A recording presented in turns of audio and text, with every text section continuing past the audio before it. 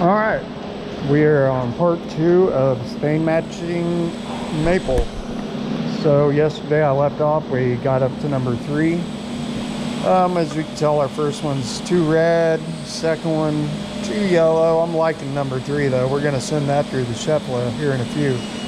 But if you're new to stain matching, and there's various different distributors and brands of stains and matching systems, but really no matter what, you need to learn your wood species. So, you know, get you a piece of maple, piece of oak, birch, your 3 main woods you're used to using, and clear coat them and see what they look like with the clear coat on them, because it's always going to have a yellow tinge to it.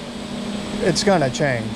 So another way you can go about it is taking your piece of maple and make a little spot on the board for each color. On maple, do that on birch. That way you know what your raw colorants are going to look like before you even attempt, to do a mix. It's going to be very helpful.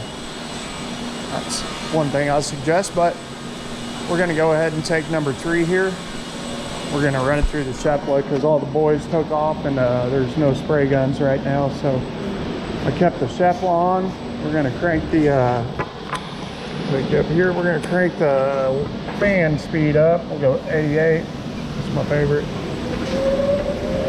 And she's going to make some noise, but we're running sealer right now. It's the end of the day. I'm getting ready to clean it out, but we can go ahead and use it to seal this.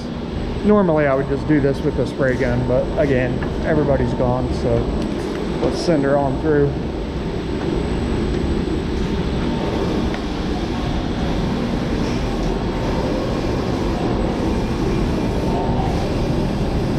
And I'm just getting to the tip of the iceberg right now. I have a lot of information to share, and the Shepla for us as a medium-sized cabinet shop is a game changer. So we sprayed 14 gallons of finish today in about 6 hours. So all these racks you see around here, these are all finished interior parts for cabinets, and we finish it ahead of time so you're not sticking your head inside of cabinets and staining them, and it's a bad time. So, and it takes advantage of having a machine that'll do it for us. All right, getting ready to come out. Let's see what it looks like.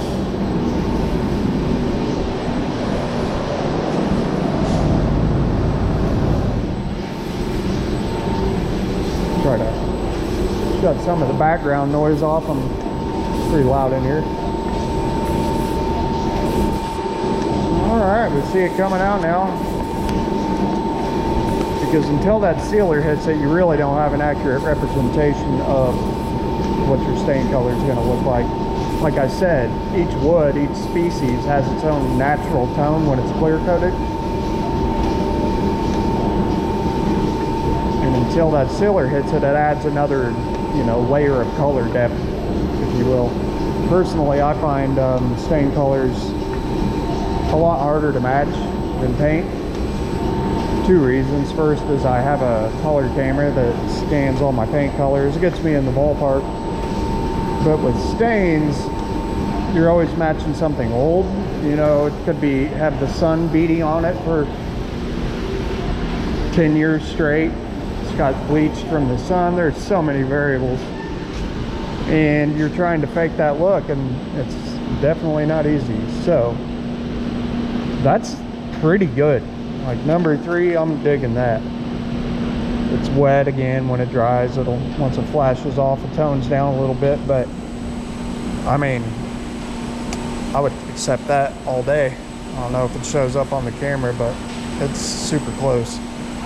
So that is, your basic of this is not a complicated stain match, pretty simple, but I do have other things I'm working on, glaze matches, and I'll take you over here and show you a little bit about that. So, another thing I'm working on is this glaze match right here, which can be tricky because I have no base color to start from. So, let me show you what I'm up against. Customer brought in this sample.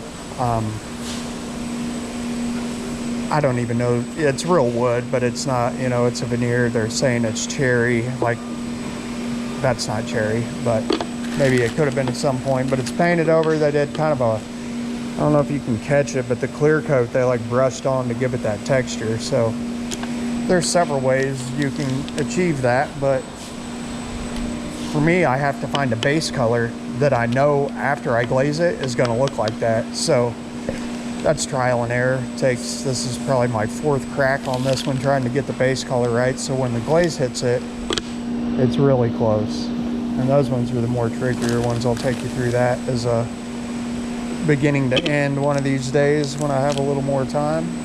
But yeah, that's what we're up against. We match everything and anything in this place. And again, we have I'll show you the core op. We have a color camera.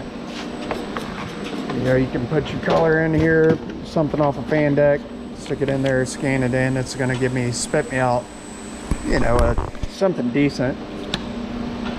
Get you in the ballpark. We have a core ob, dispenses all the raw colorants into your gallon paint can, 5 gallons, whatever you need. This thing's super awesome as well. But tomorrow, this job's going to come through, and I'm going to take my recipe that I came up with. I don't even know where my pen thing is, but I'm going to take it and add it all up. You know, I got 1, 2, 3. And if you're dipping out a tiny amount out of that, it's not going to really affect your recipe. God knows where my pen is, but I'll do that in the morning. So I have 6 yellow oxides, 1 red oxide, 4 more yellow oxides, a burn umber, 0.10 BR, and 2 more yellow oxides. So I'll add up 1, 2, 3. There's my recipe. And I'll always make sure I try it on the back of a door or something when it's, especially if it's aged and it's something older.